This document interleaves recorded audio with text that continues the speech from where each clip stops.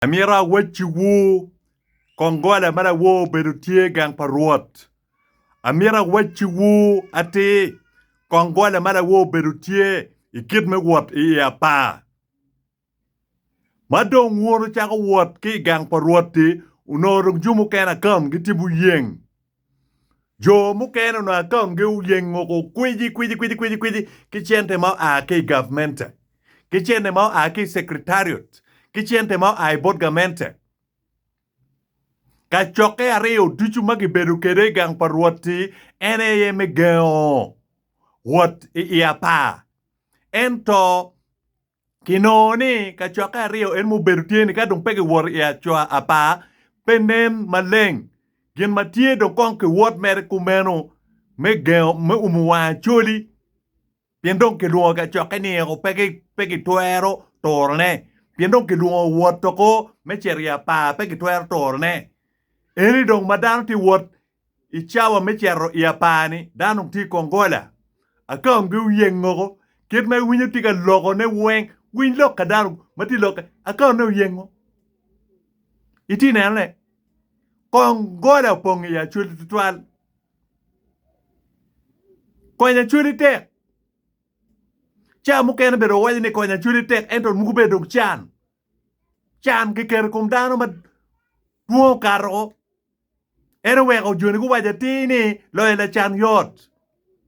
ere weko businessman ma mekwa kilu jumano ki tiki chente ya churi ki tor bom ki weng ki yako chene ki weng ki peke ki gin mo ki ken pien loela chan yot la rema mo ki ngat mo ma chok wede ki bedu gina ngwen ki tuwe loko ko ma be kir ma demonstration mer wot kede dan ma dit ero kina cher ping cher ka ru plan weng dong ki ngeo kwiji uti mo tamu kin ngat mani cher wo gamu chente ko ki bot Museveni ki NRM cher wo chipli gamu chente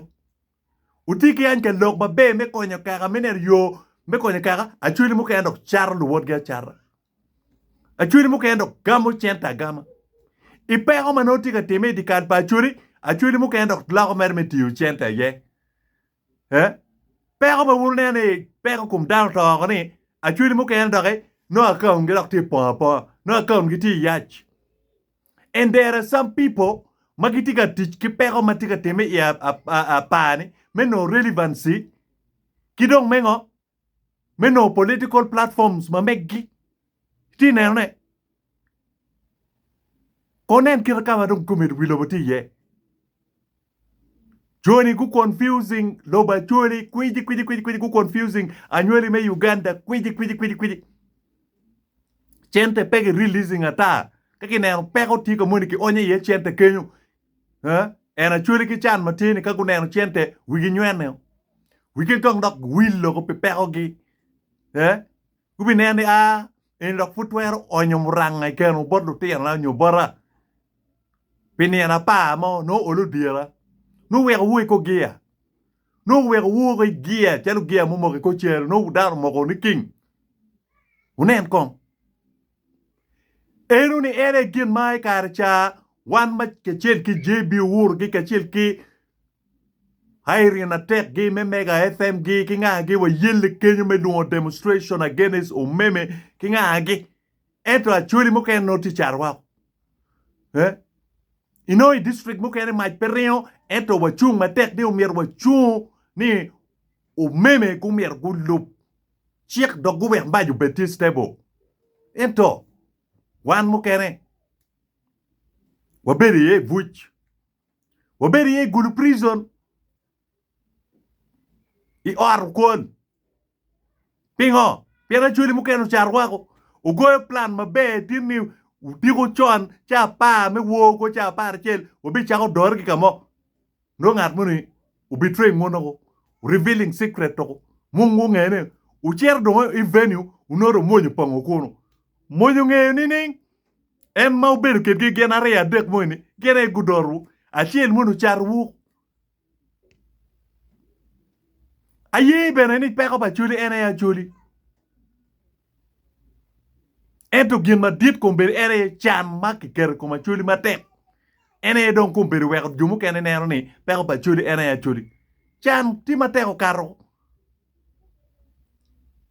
ene weka miyo tam jui bot wan lutien mu kene matigang kenyu ke chudi matigang kenyu wuna wi wo poro yamoni utimbe wek Uganda ya wago wek Uganda bot Museveni pil ka ini tika lwet Museveni lwenyi ko Museveni pe bi lwenyi matwal wa wibe pe bitamu gen mo yes wi pe bitamu gen mo ke ken me lwenyi kom gi pen gidi ka mo ken cha da gwen ga ti bo kit gi di gong tek bot gi ki mari no ti independent mong me komi mai ma megi mai loko kit ki gangi pe ki kar kire ngat mo ma bitrain git pe no kam ti yene a chuli mo be peke iber mo ma ka pa ma ka di no be pe rate wa ka chuli mo ti ne so ami mere tambot wun lu tiana chuli mo ni eno ma wiwu ti ma kwiri ni o we gang kenyo ko ene don kar me yawo ngo me yawo liech ka liech dong pe a winyo dong jum ken ko la ko nyingi ko ni me yawo le mo ni chani Baby 200 ko Museveni ne ti de kal kenyo pen kitiyo kitul sweng me lwenyi komi kauna chuli ripe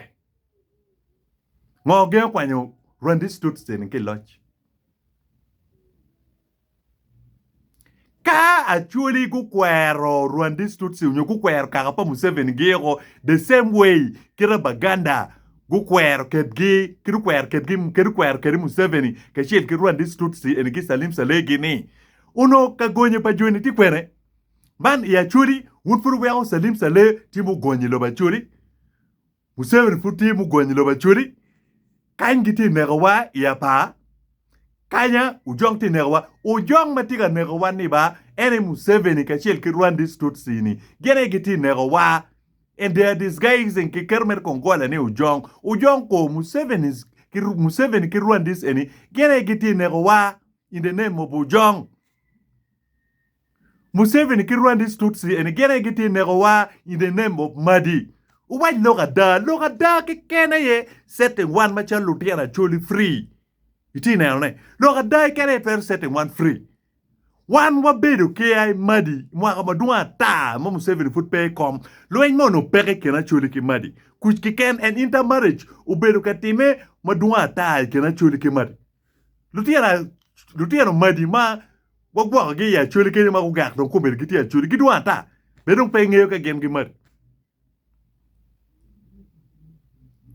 Wa LC wa mukene guru kenyo beru Madi. Lwen mo ken no peke. Lwen yini wen kom beri don kweo. Museveni yeti ka don kweo. Ichi Acholi ki Madi. Museveni yeti don kweo eni wen. Aya, nek pa ujongi before Museveni ti lodge uno foot peti maraj. Kiruno ni ujong kwale diya uno peti maraj charo ikar pa Museveni. Moin ki UPDF ti adi. We have almost over 300,000 UPDF. Mon duongi Uganda mapayinye. Mugutie ka Central African Republic, mugutie South Sudan, mugutie Somalia, mugubere gitiwa kwere wa Russia. Ento ngono geo deploying mon muramo at the border of Acholi ki Koromoja megwa ko peace. Ngono geo deploying mon muramo I border pa Acholi ki Madi megwa ko kuch ikingwan machala Acholi. Ento wa ya pa UPDF duata ento nek pingo peka joke ikina Acholi ki Madi. Anyway, awe peubal chawa Museveni yeti nego one in the name of Madi. Museveni yeti nego one in the name of Ujong. Gin machuer chune ene ka Museveni furu pongi ba unyugu birkin nyare guluon crushet won machara churi furu chero ponga yeni pim. Ginyero giwa ajino wanyuaro gi wanyuero wijoni ya. Nem kum nek mamati nego ki kede lumugo fut gi bieno ka winyo lokwa. Wakwe joni kwiji. the same way kera baganda go kwer ki joni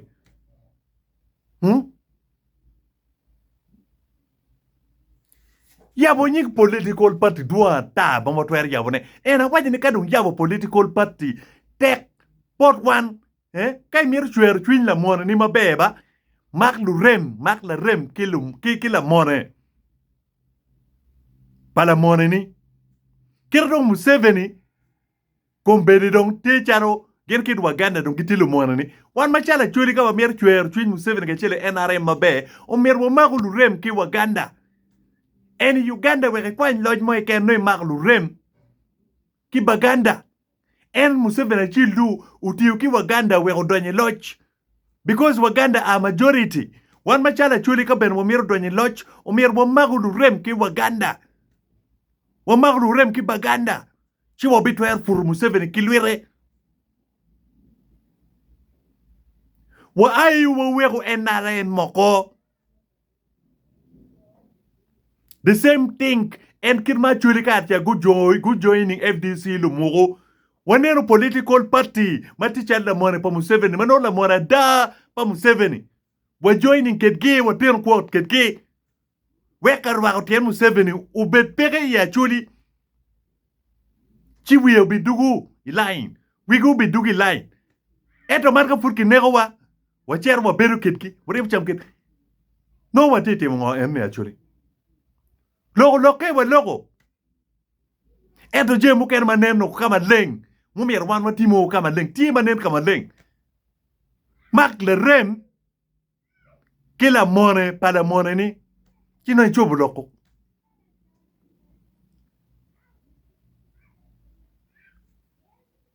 to nego wa beri di kam kono wa beri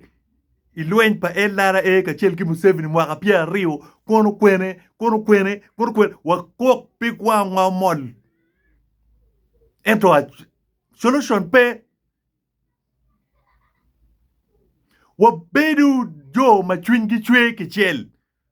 wa yebu party kamieta nia nyeo benia chudu kejo chi wa yebu party mo makinuo nia chudu kejo chi wa kejo ko mugu wa ayo wa wego NRM we karwa ko tien Museveni bepe ya chuli no matigo lwenyo ko wanyuru chwe chwinywa kamiete ni watibu ki noy ken me kwerena wa kweru joni wa kweru NRM ki jemi wa wen ki chwiny mo wen pin pengat mene nego dano ni digno itiga cham kede digno itiga nyer kede no ene won utiga timo ngo nyu wan watiga timo ngo wan machala chudi